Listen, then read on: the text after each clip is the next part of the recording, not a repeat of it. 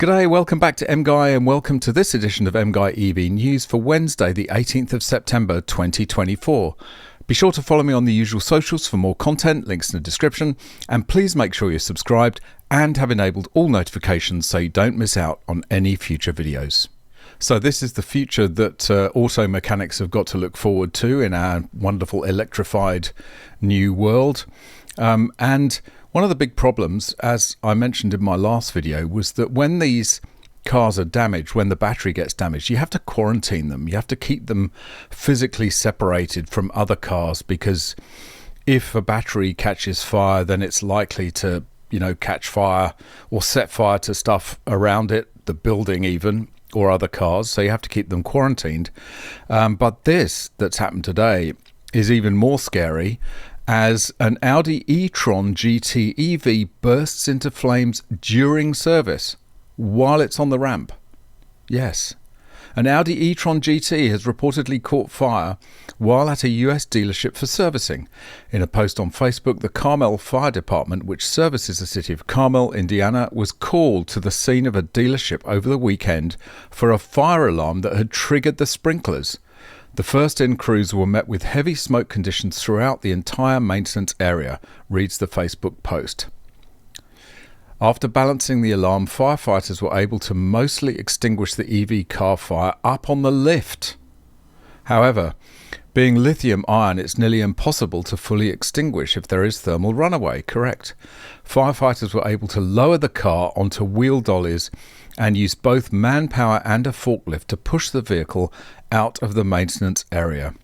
Well, it's pretty lucky that the entire building didn't go up in smoke, because when one of these cars catches fire, and this, it says it was on the weekend, so there was probably nobody there, just randomly catches fire, and just very lucky it didn't cause more damage and they were able to get to it and put it out. But this is going to be the problem with having to service these EVs in large quantities, because you need so much space to separate them and quarantine them. Very difficult. So, sorry to say that the Tesla Model 3 is not doing so well. It's leading something, but it's leading the fastest depreciating car table. Tesla Model 3 leads ongoing plunge in used electric vehicle prices. Used EV values are down 25% in the past year, versus a 4% drop for gasoline cars. Yeah, because more people want to buy gasoline cars now. While used car prices continue to drop from their COVID-era highs, used electric vehicle prices are dropping much faster. Used EV prices have fallen 4 times faster than hybrids and 6 times faster than gasoline models, losing 24.7% of their value over the past year.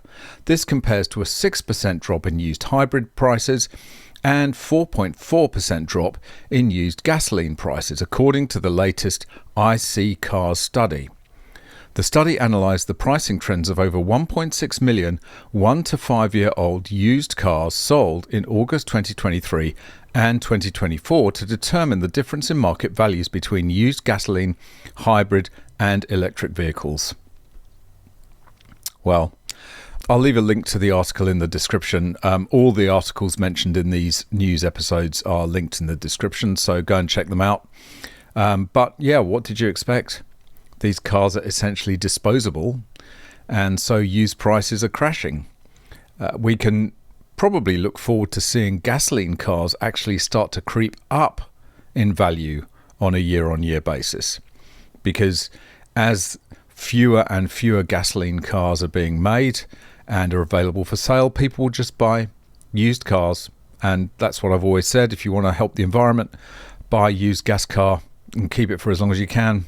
This is a great example of cognitive dissonance, where all the trendy lefty Californians who are buying Teslas suddenly don't like Elon Musk because he's turned out to be, well, a free speech advocate and a few other things, and they don't like that. So what do? They want to buy a Tesla and save the planet, but they don't like Elon Musk.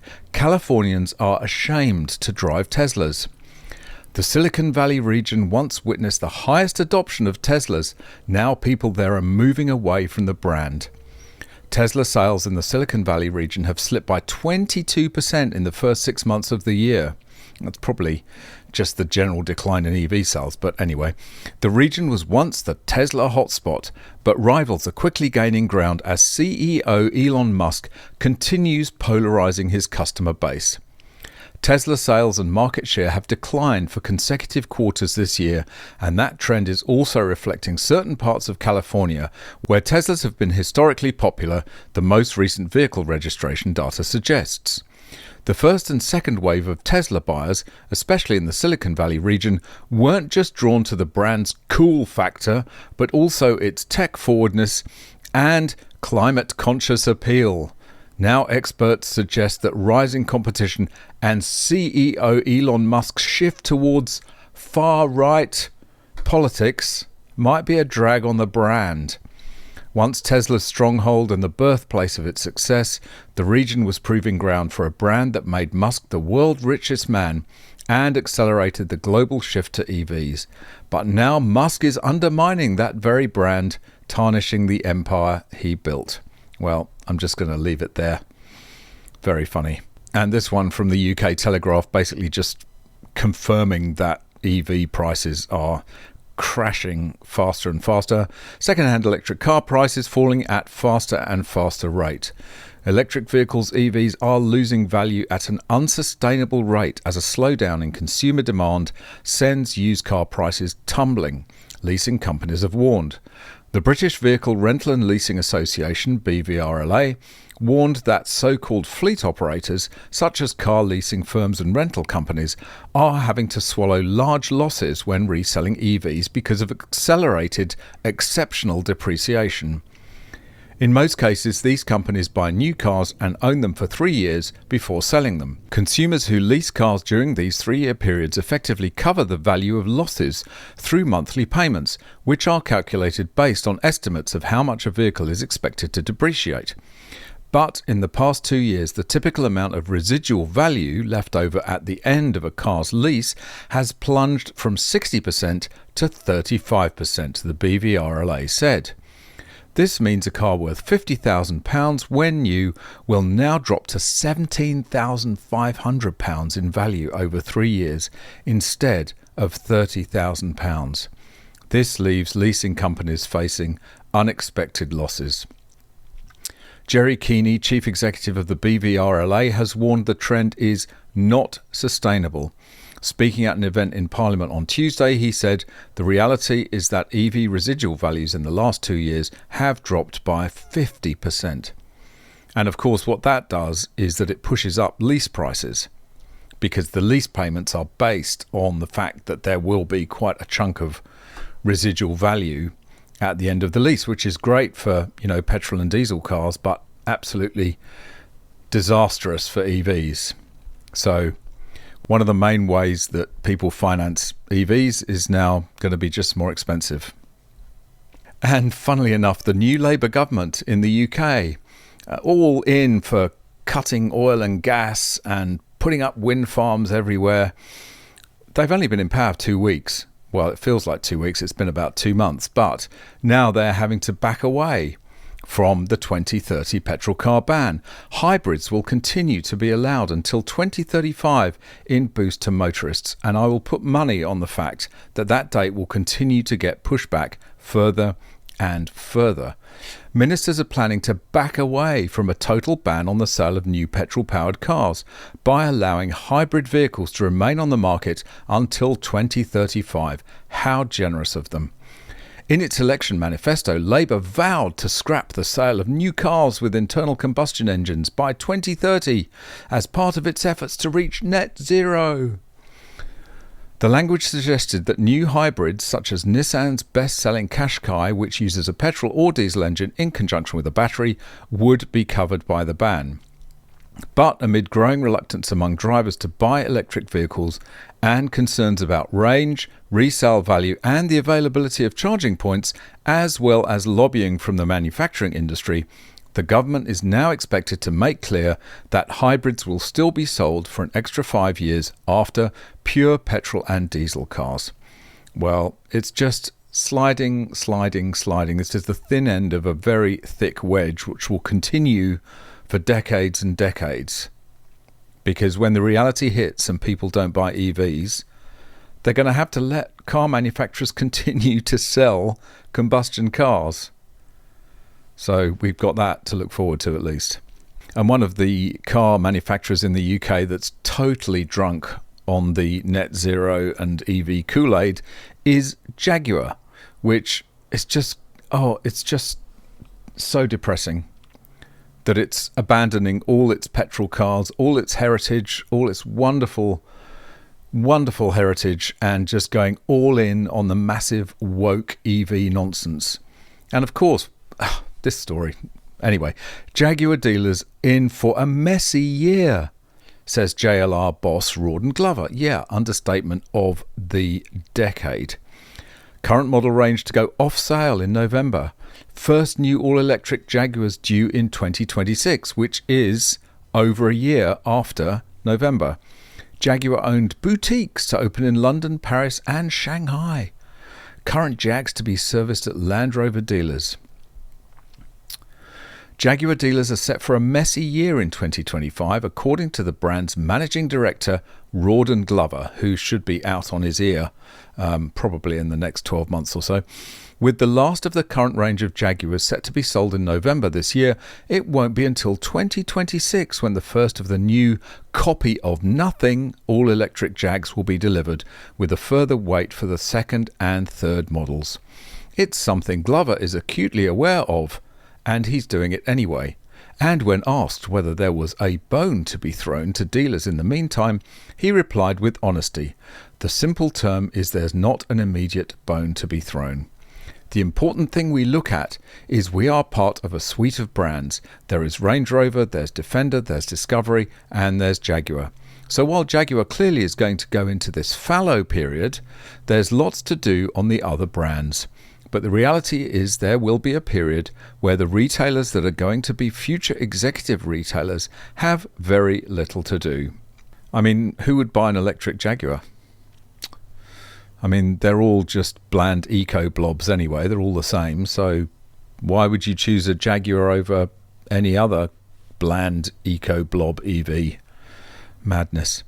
Yes, and we've talked about this before on the channel about how connected EVs are, especially the ones from China. They're probably sending all sorts of data back to Beijing, 3G, 4G connections or whatever they've got, sending data back. And now they're saying, as the headline reads, Chinese electric cars could be weaponized in Britain. Experts warn vehicles with Chinese-made components could transmit data back to Beijing. That's just what I said. Chinese electric vehicles being driven in Britain could be weaponized and should be banned from government use, a report has warned. Absolutely. Modules within Chinese-made electric vehicles could transmit sensitive data back to the country or even be remotely controlled, the China Strategic Risks Institute, CSRI, warned. The think tank called for an end to Chinese car makers being able to win government contracts. What? They still can? I mean, that should have been done years ago. Last year, it emerged that the Ministry of Defence... Sorry. The Ministry of Defence used electric cars made by Chinese-owned MGUY. You couldn't make this stuff up. You can't make this up, can you? Whitehall departments are buying up electric cars in an attempt to decarbonise their fleets. The report said the vehicles present a potentially greater security risk, really, than petrol-powered vehicles because they're more likely to be equipped with internet-connected modules capable of collecting data and controlling the car's functions. The Ministry of Defence. Can you believe it? I'm surprised MI6 and MI5 don't use Chinese EVs. This is a scary one. I mean, if you crash a Tesla, you're going to be in more trouble than if you crash a regular car, because all it takes is a little tweak of that battery and you are up in flames. This sounds like it was quite a big smash, unfortunately, which is tragic, but it still shows because the fire was so intense, and it set fire to the neighbouring house. Let's just watch a clip of the video. Police say a Tesla exploded like a bomb after hitting a curb, then a tree, before plowing into a building in White Plains. 2 women were killed in the fiery crash on Battle Avenue. Tony Aiello covers Westchester County and has more on the deadly chain of events. 5 hours after the 9 a.m. crash, what was left of this Tesla was taken away on a flatbed, and crews prepared to board up the apartments severely damaged in the crash and fire. My son's room is the room that was completely blown out, so he's back in college, so thank God he's not here. Zanetta Williams had just left for work, so she didn't see the crash and fire that proved so damaging and deadly. Police say 2 women were in a Tesla that suddenly hit a curb, then a tree, before smashing into 295 Battle Avenue. First responders used a tow line to pull the flaming car to the street. They pulled it away from the building with the police truck, and they continued hosing it down. It was still smoking hot. Yeah, that's the thing, because, you know, yes, of course, if you crash a regular car with a tank of petrol in it and it ignites, it will burn. Of course it will. But you douse it with water and it will go out. You cool it, starve it of oxygen, and it will go out. But with a Tesla battery, once it's on fire, it ain't stopping. And so they have to do all these terrible things to try and put the battery out. Much harder, much more dangerous for the first responders, much more dangerous for the occupants as well, I have to say. So yeah, I think we're going to see more of this unfortunate event with more electric cars. And so if you were one of the dumb people to buy a Cybertruck, then one of the things you will realize is that it just chews through tires. Most electric cars chew through tires because they have stupid and unnecessary levels of torque, and it scrubs the tread off the tires and wears them down far more quickly. And the Cybertruck, which is, yeah, never mind. Tesla Cybertruck owners shocked, I tell you, that tyres are barely lasting 6,000 miles. Can any tyre handle the heavy lifting of any EV truck or SUV? Probably not. The answer is get used to buying new tyres every couple of years, if that. Excessive tyre wear is the condition suffered by performance cars and electric vehicles. Blame it on weight or power or both. Well, EVs are way heavier than regular cars. You don't have to change tyres that regularly in your regular Anyway, this isn't new news. Yet Tesla Cybertruck owners are crying foul when, after 6,000 miles, their cyber beasts have pigged out on most of the tyre tread. One member of the Cybertruck Owners Club, that would be, I'd love to be a fly on the wall at one of those meetings, says his barely 3-month-old cyber baby has just 6,251 miles on the odometer, but is already needing a possible tyre change. In his post, he writes that the low tread has to be a manufacturing defect, adding, "These tyres are specially made for the cyber beast, so for them to be this bad is unforgivable. I have an appointment on October the 1st to discuss this with Tesla." Well, good luck with that. You get what you pay for. And finally, this story should put you off buying a Volkswagen ID forever, because it just decided to start doing its own thing and not responding to driver commands and just smashing into other things. This story from the Netherlands: cause of bizarre accident, Erasmus Bridge in shock. I looked death in the eye. It should have been an ordinary day at work, but the day suddenly turned into a nightmare for the 60-year-old Rahman. According to him, when the taxi driver was waiting for a customer on Monday afternoon, his car suddenly went completely haywire. The car went from 0 to 100 kilometers per hour, and the brakes stopped working. It's like a ghost story, says the driver a day later. The Rotterdam taxi driver can't wrap his head around it, he says. How is it possible that his electric Volkswagen ID7, which he bought 6 months ago, suddenly went so crazy? The images of the accident have been playing continuously in his head since the accident. I looked death in the eye. It's because everything is controlled by an electronic control module now. There's no physical controls.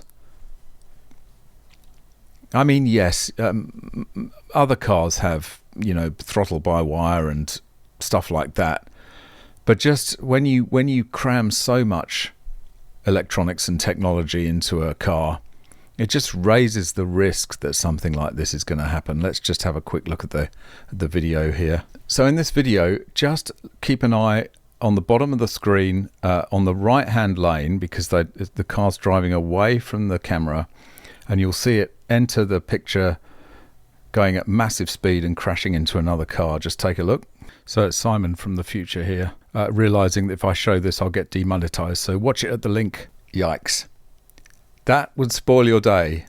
And as the guy says, I don't think he's going to be buying another EV anytime soon. All right, that's it for this one. Really hope you enjoyed it. Thanks for watching. See you in the next one. Bye for now.